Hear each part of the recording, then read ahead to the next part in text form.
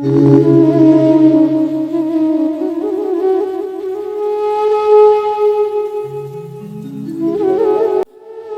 আলাইকুম গাইস আমি আজকে এসেছি বসিরবিনে হরিপুর গ্রামে।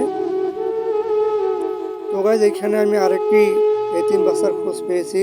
সেই এতিম বাচ্চাকে শীতের জ্যাকেট দেওয়ার জন্য আবারও আজকে এসেছি আমি। তো গাইস সেই এতিম বাচ্চার নানি আমাদের সামনে দাঁড়া আছে, তার কাছে আমরা কিছু কথা শুনবো। ওই বাচ্চাটা মানে কি বাপ কি মারা গেছে? না না না, এই বেটিটি এই যে নাতিন কোনা গেল, এর বাপ মারা গেছে, মোর বেটা ছিল। আর এই যে বেটিতে আছে, বেটিটার স্বামীকে ওই মাইসের বেটি নিয়ে যা। ওই যে এই বেটিটার স্বামী আর ওকে নিয়ে চলে গেছে। তো কতদিন আগে? অনেকদিন চলে, এতক্ষণ আছে 7 বছরের ছিল। খোঁজ খবর নেয় না?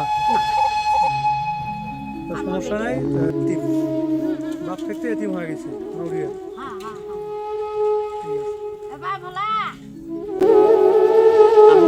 সবাই নাম কি? গণেশ। গণেশ? হ্যাঁ, হিন্দু হিন্দু যেটা হয় সেটা না, ঠিক আছে, সমস্যা নেই। লেখাপড়া করো না? করি। কোন ক্লাসে পড়ো? 7? কোন জায়গায়? High school. বসিরহাট হাই স্কুলে? তোমার বাবা কি হয়েছে? বাবা পারবে না শোনা, এতক্ষণ আছে। এটা বাইর করো।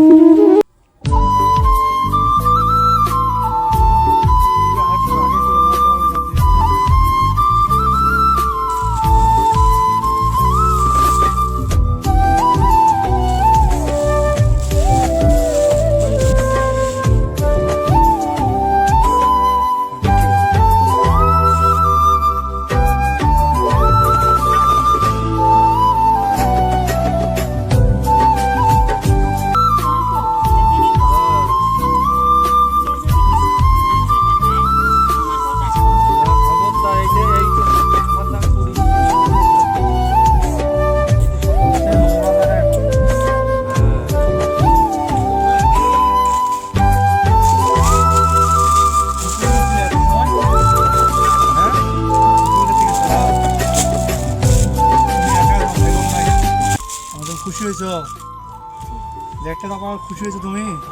হ্যাঁ, এদিকে একটু তাকাও তো, একটা হাসি মারো তো, দাও হাসি, দাও একটা হাসি। আসে না? দাও একটা হাসি মারো, দাও। ঘুম গেলাম করে হাসি করো না, দেখি হাসি করো। গেল হাসি আসে না? দোয়া করিয়া মানুষ হওয়া লেখাপড়া করতে মতো, ঠিক আছে? যাও, এটা নাও, যাও। আমারটা দোয়া চাবা, আমার হাত ধরে দোয়া চা। না লাগবে না, দোয়া চা, না না, এগুলো দরকার নেই। যা আন্টি আসিয়া কাকি, আপু মন খারাপ করে না, আর কি অল্প সামর্থ্যের মধ্যে যা যদ্দূর পারি দিলাম আর কি, বুঝছেন?